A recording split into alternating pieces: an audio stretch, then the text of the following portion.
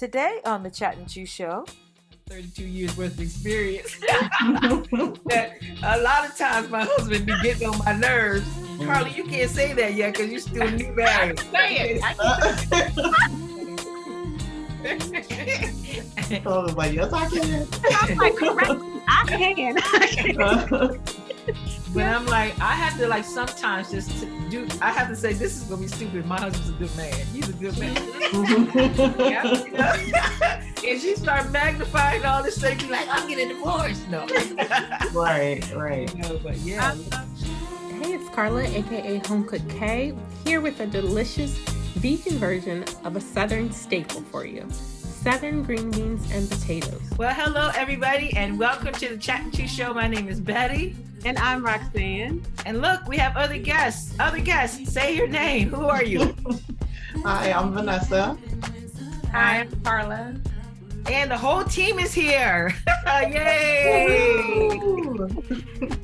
The Chat and Chew Show was designed to empower you to do relationships better. And we say all the time that we are involved in a relationship in every aspect of our lives, whether you go to school or do Zoom school, you have a teacher, your relationships with her or him. If you're at work, you have a manager, a supervisor, your coworkers. If you're married, you're in relationship, hopefully. And you're single, you're in relationship. So everybody can improve on relationships. And so we are here to give you tips and tricks and tools and things to think about as you navigate through life and through relationships. And so today is going to be a fun, crazy kind of get ready to take our holiday break kind of show. That's why the whole team is here, and we're just going to chat it up a little while. So hang with us. It's going to be so fun today. The new year is just around the corner, and let's face it, most of us are ready to move on from 2020. Although this year presented us with many unprecedented challenges, we wanted to take time to celebrate the moments of joy and discovery along the journey that made us better people. In this episode, we are joined by Chat and Chew's own producer Vanessa and Carla, aka Home Cook K, as we share our biggest takeaways from 2020 and our hopes for 2021. And if you plan on having virtual New Year celebrations, you may want to jot these questions down to spark your own reflective conversations with loved ones. Get ready for a deep dive into the bright side of 2020. Hi, everybody. We are back. And as Betty mentioned, we have a great fun show for you today. We have our whole team here. Whoop, whoop. Woo! You see, we're all excited. Mm-hmm. So we're just going to talk about a few things that stuck out to us for 2020. It was a crazy year, to say the least, full of so many surprises and monumental events. And we're still actually trying to get through it and probably spend half of 2021 recovering from it. But we wanted to just get together and talk about what were some of the highlights and then also how we're going to look at 2021. So, you guys ready? You ladies ready for my questions here? We have questions. Okay. Ready. Yes, Professor. All right, guys, they're ready. They're brave. They're going for it. All right, I'm going to start. We're going to do a little round robin. It's not Red Robin. Red Robin is the restaurant. Correct. There's your two. And round robin. Little Red Robin. There's Little Red Robin. And then there's Rockin' Robin. No. You guys know that song? Yes. Rockin' Robin. Okay. So the robin we're doing today is round robin. Okay. So we are all going to answer the same questions to see if any of it matches up, or just because we're curious. We want to know everything about everybody. So, right. So question number one, I'll start with Vanessa on this one. Though 2020 was challenging for the entire world, what was one of the best things that happened to you this year and why? Good question, Professor. So I think for me, oddly enough, when 2020 started, I felt like it was the worst thing, but by now, I think it was the best thing. Having been able to slow down enough to see my kids actually grow up throughout the year has been the best thing. I know I always look back at pictures, like old pictures, and I say, wow, Like, it's crazy how much of a difference a year makes. But this year, I was actually able to be around enough to watch them change, watch them mature, watch them grow up. Not so much with the physical changes, but just the emotional, the maturity, spiritual. This year, we've grown a lot as a family. Um, Sometimes I'll watch my kids um, start their own little Bible study on their own downstairs. I go downstairs and they're like reading the Bible and doing their own. Like, my daughter's teaching my son something. I'm like, what are y'all doing? Nathan's like, Bible study.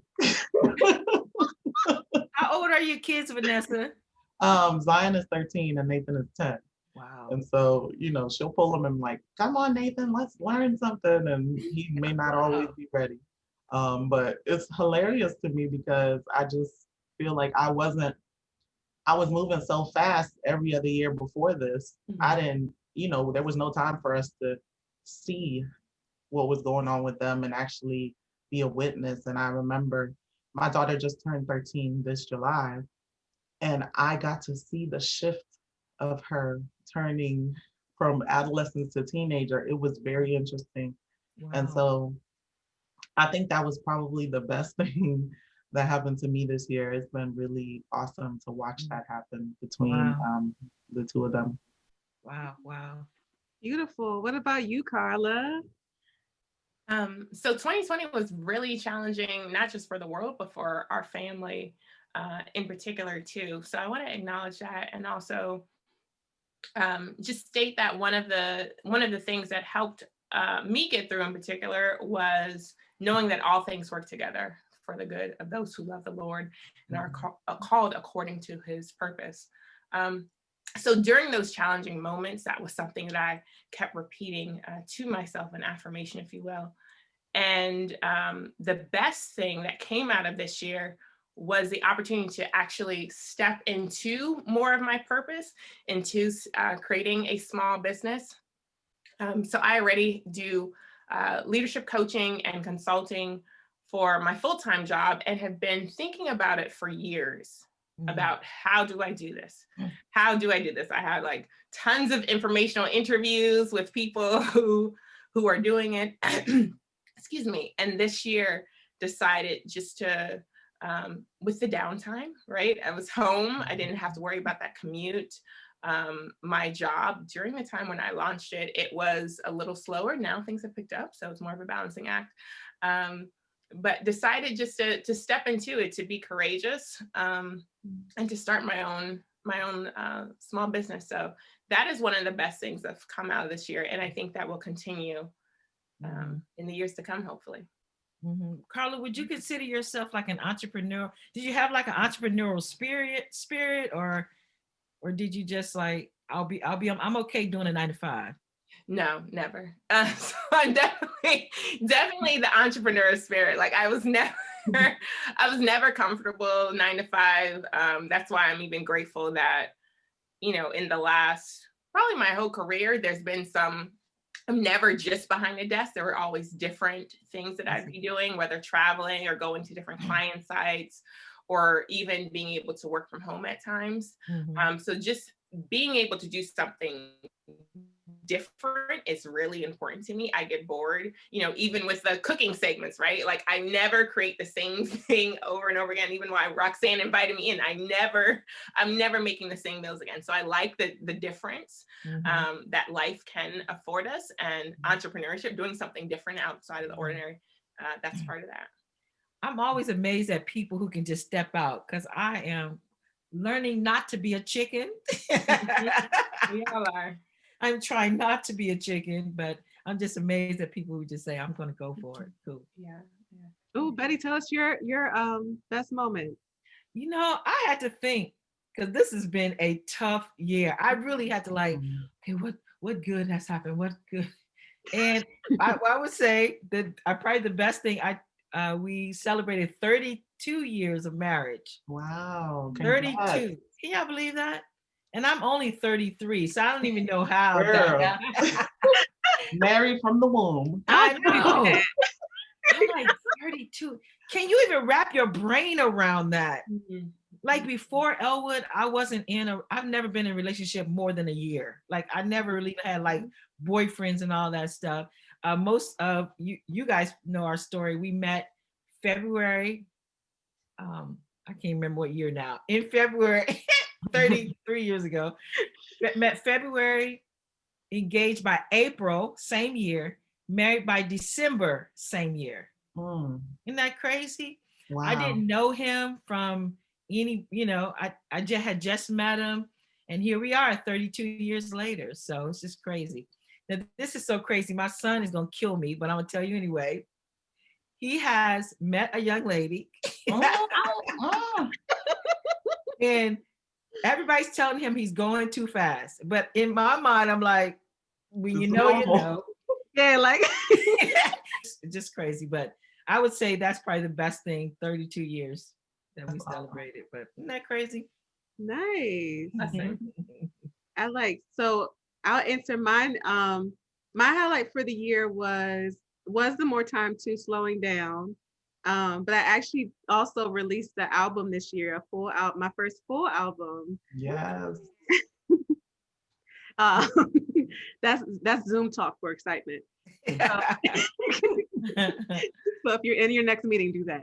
But Right. the reason that was big for me, mainly because it was the first time I was able to release a project and I wanted to listen to it myself over and Mm, over again. Like normally I'm overly critical of my own voice. yeah. And this time it was just like I still know like where the little tiny mistakes are or something that I'm like, oh, that could have been a little better.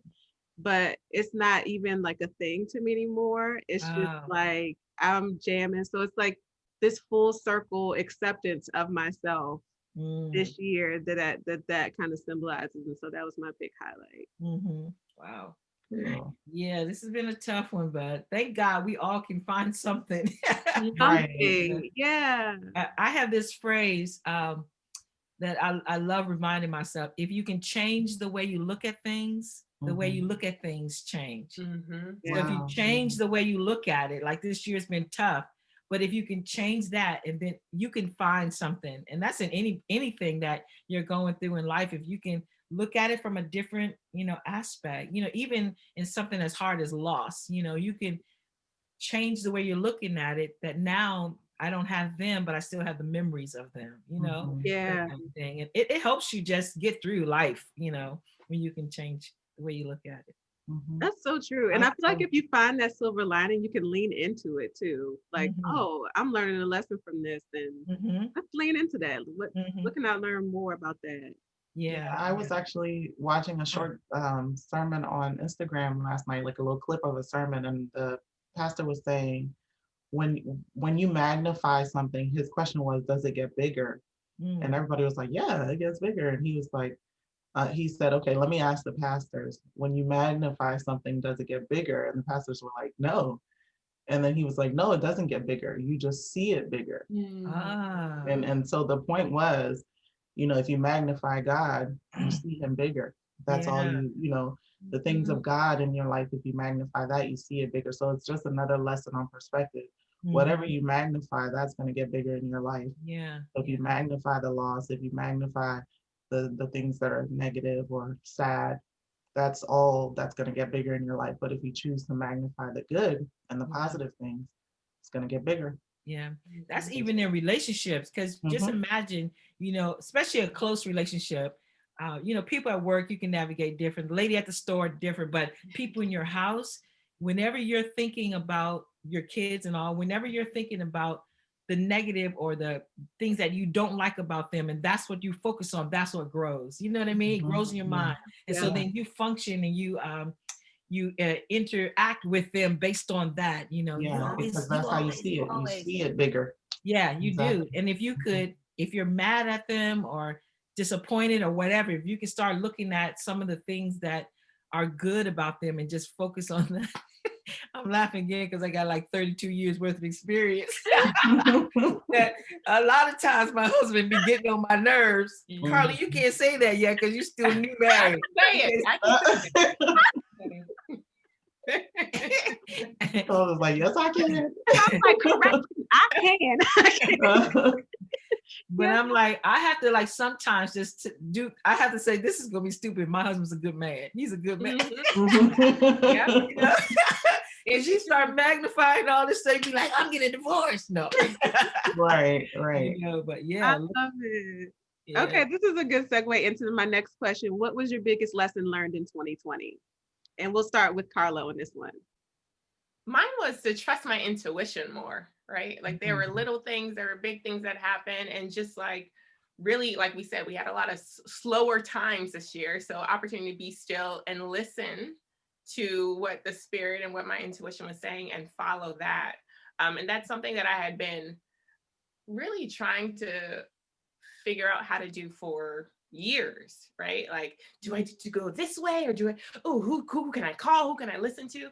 But actually saying, what do I hear in myself that I should be doing? And beginning to follow that. From the big things to the very trivial things, like we need to buy toilet paper now because it's at the store. That's good. I love it. What about you, Betty? Again, this has been a tough year for not just the world, but also personally for our family. You guys know I went through a lot of, and am going through a lot of stuff right now. And I've been one that whenever hard times came, I'm just retreating. I'm just getting out of here, trying to figure out how I can get out of it. But this is one I couldn't and can't just get out. And it made me realize, and I'm gonna try not to cry, that I am stronger than I ever thought I was. And I'm realizing now that you don't know that until you go through it. You don't know that you're strong. You don't know how much weight you can pick up until the weight is handed to you. And now you got to struggle to pick it up. And I'm like, dang, I'm doing some. Yeah. You know? And so that has helped me to think no matter what I am going to go through in the future, that I have what it takes to be able to go through it. You know what I mean? So that's a huge lesson for me this year. Wow. These are great lessons. Okay. I want to steal your lessons. What about you, I'm still in both so far. Yeah. So for me, I learned the power in just being okay with how things are when they don't look the way you want them to. Especially when it's things that are outside of your control. For instance, this virus, the whole mask situation, wearing a mask everywhere you go, getting out the car, forgetting the mask and having to come back when you walked halfway down the parking lot and getting back to the car, being mad, coming out the store and your face is sweating because it's been under the mask, ripping it off and wanting to, yes, all of that. And then also just adjusting to how relationships look now in this time, because I'm a relationship person. All of my friendships are close friendships and I don't have many. It's like a group of 7 really good close friends and I like to see them often. I'm the type of person that will throw a gathering just because I want to see my friends. It's nobody's birthday, nothing's going on. It's just like, I want to see y'all. So I'm having a game night. It's one of those things. And so this year has taught me that just I got to be okay with the way things are sometimes, and I can't control everything. I can't fix everything. And there's a lesson in that, in learning to be still and just learn what it is that God is trying to teach me in the moment. And that's powerful for me because sometimes I can be on the go. Like I said, I'm always busy. I always have something to do. I put my hands into things. Just because I want to see things to the end, or I'm always that person that wants to help somebody get to the end of whatever their project is. And I tend to stay busy that way. But this year has taught me, okay, number one, everybody's sitting still now. So there's nothing for you to get into but your own business. And then it's okay to just be okay with, the world as it is right now. Find whatever it is God is trying to show you in this season and glean from it everything that you're supposed to glean. So that was powerful for me this year. And, I feel like I've grown a lot because of it. Nice. Oh, okay. So it's mine. Correct. It's about to go to commercial, but we're not there yet. Also, if you want to be sponsored, feel free to reach out. All right, thanks. Yes. Um, Shameless plug. right. I love these lessons though. It's like be still, intuition, and you are strong.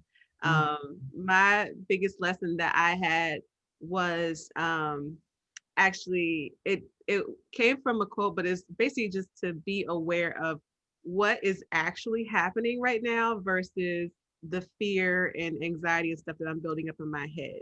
So especially like when COVID came on and all these things like happening back to back, it's like my imagination can run away with itself and imagine all the ways things can go wrong, all the different things that could happen to me, like negatively, but then I had like this year in particular, I had to learn to be very aware of, okay, what is actually happening right now? Are you in any danger? Has anyone hurt you yet? Yeah. Like, no. So stop it. Like, stop being afraid and building up anxiety around things that haven't happened yet. And that was a huge lifesaver for me and my health for my heartbeat. Thank you. That's good. Especially during a year like this, that can overtake somebody's life, and cause deep depression and, just go down into that pit. It's important to have the right perspective and a handle on it. It can get dangerous. So that's a really important lesson. Yeah. Say it again. Because when you talked about the magnifying glass, you guys talked about making situations bigger and all that. Because what I think about, and even you, Betty, when you said in your relationships, if you focus on that with the person, it grows. Because what happens, it grows not because there's more information. It grows because now our brains start adding like our own theories around it and make a bigger bubble. And we create a whole story around something. It's not no more, like you said, the item didn't change, the subject didn't change. We've now just added to it and made it bigger. Yeah. So yeah. Well, I think it's a good time to take a quick break because you know what time it is? Choose. Yes, and this recipe is brought to you by our very own Carla. Woo, woo, woo. Home Cook K, thank you very much. We will see you in a little bit. Now, a delicious word. Let's choose. Hey, it's Carla, aka Home Cook K, here with a delicious vegan version of a Southern staple for you: 7 green beans and potatoes. These green beans do not include the bacon you may be used to, but still have the depth of flavor that makes a great side dish to any meal. I made these this holiday season and folks enjoyed them. So let's get into this simple recipe. To start, heat 1 tablespoon of olive oil, and once hot, add 1 chopped small onion to the pan and cook for about 3 minutes. Next, stir in 3 cloves of minced garlic and cook for about a minute. Once fragrant, stir in 1 pound of baby red potatoes that are cut into quarters. Also add 1 teaspoon of smoked paprika, 1 tablespoon of Bragg's liquid aminos, and 2 cups of vegetable broth. Bring everything to a boil, cover the saucepan, reduce to a simmer, and allow it to cook for 10 minutes. After 10 minutes, add 1 pound of green beans, frozen or fresh, and cook for about 15 minutes. Add more liquid if need be. Stir in a tablespoon of non-dairy butter, season with salt and pepper, and you're done. You have a simple yet hearty side that is smoky and comforting during the cooler weather. The smoked paprika and liquid aminos bring a depth of flavor to the dish quite similar to the way smoked meat or bacon would, but without the added salt and fat. Plus, it's fresh and not as heavy. I hope you enjoy. Welcome back, everybody. Wasn't that delicious? Yes. No, seriously, it was really good. Home Cook K, man, your stuff has been looking so good. So appreciate you so much. So we've been just talking in general with the whole team here about life in this year and all of that. And So Miss Roxy has a couple more questions she wants to ask the team. I do.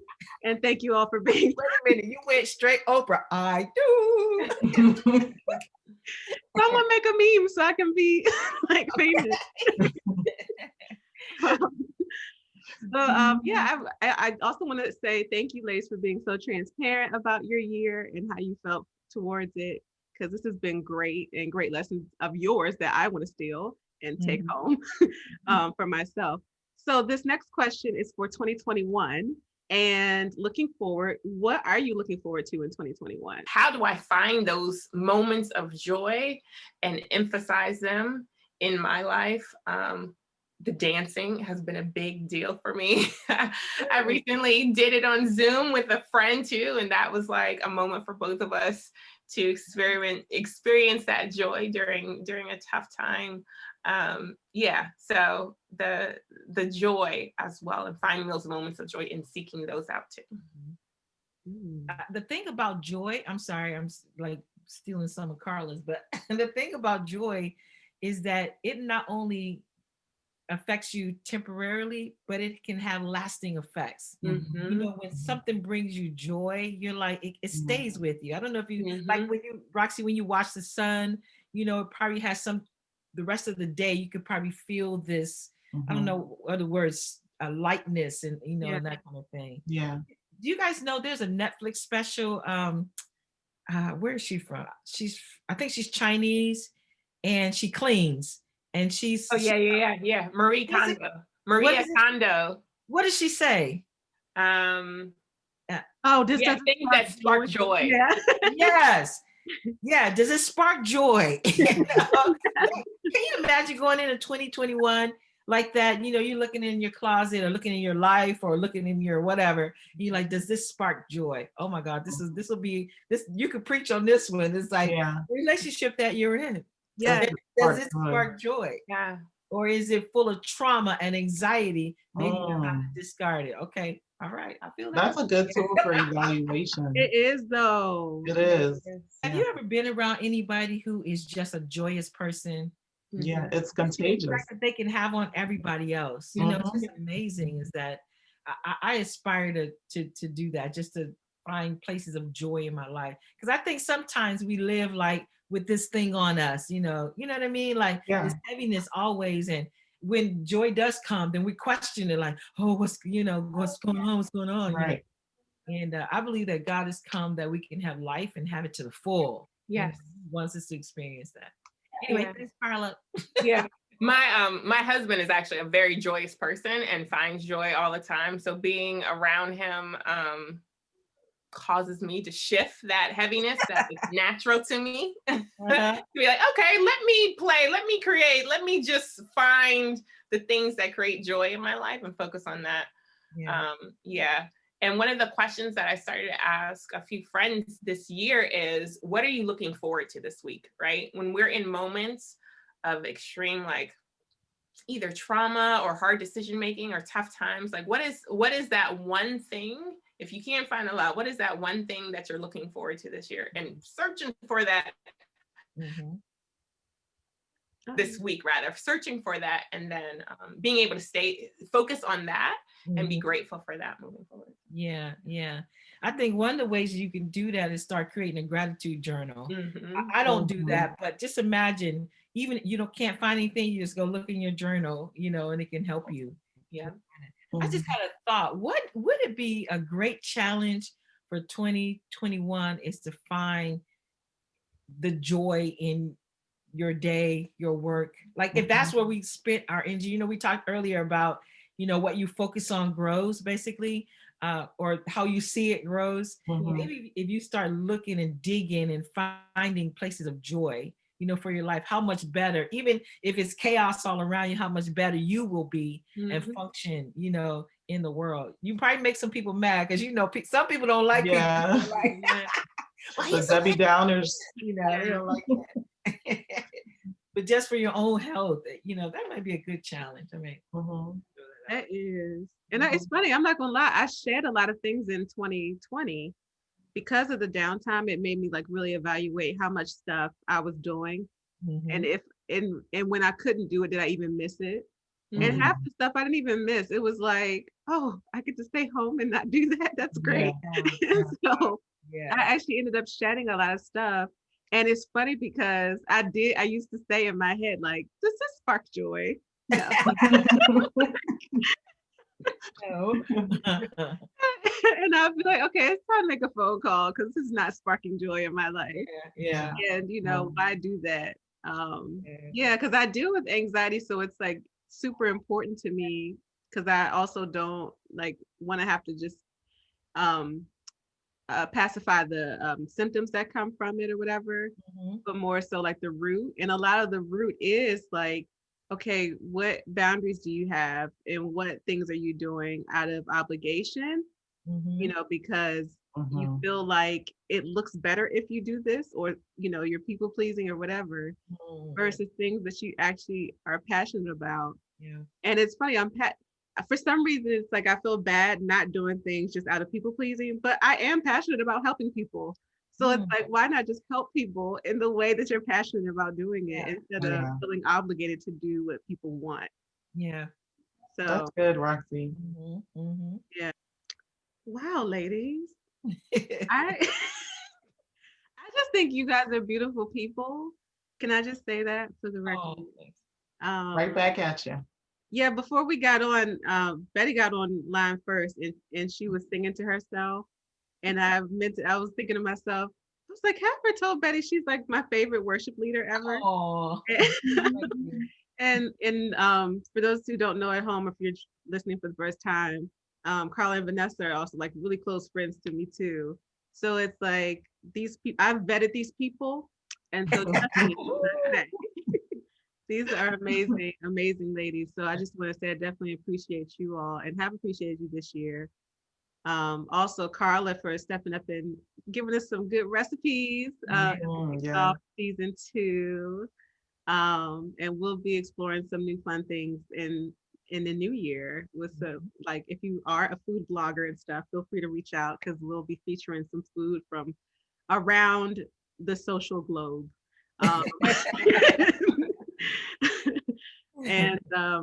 And just for my closing, I'll say that my wish for everyone is I'm going to steal what everyone said, a little bit of what everyone said. I wish peace, joy, and a very strong sense of community, because I think one thing we learned this year too is how lonely people are and disconnected they can feel.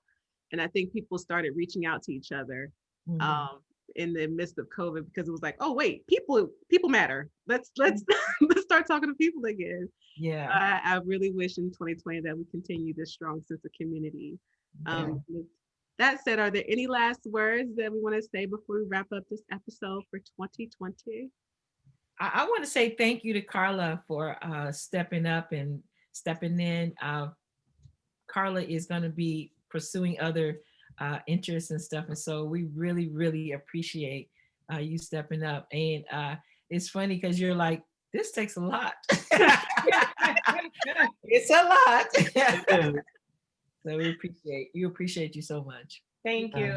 And thank you for allowing me to be to join the team and participate and share a part of what I love, making food and creating good, healthy food.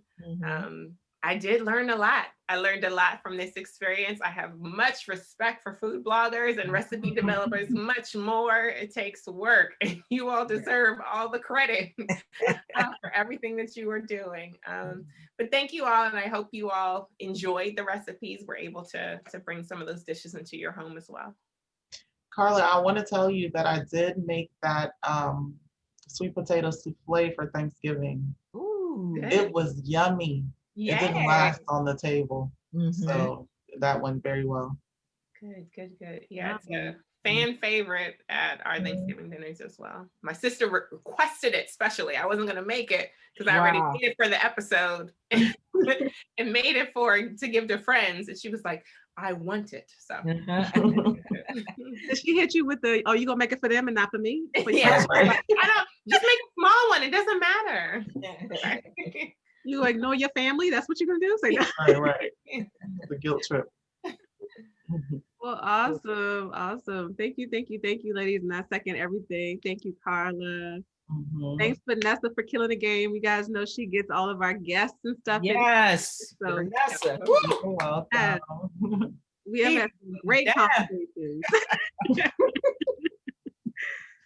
So Don't try to steal her. right. All the rights. We own all the rights to this team That's here. All right. So if there's nothing else, please follow us at Chat and Chew Show on Instagram. And also, if you are watching on YouTube, hit the subscribe button so that you can be aware when we have new episodes coming out.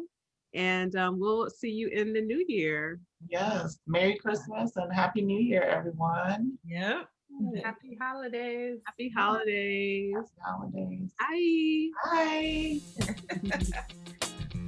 This episode is brought to you by the Chat and Chew Company. Host Betty Jones, co-host Roxanne Brew, producer Vanessa Outland, and music by Elwood Jones.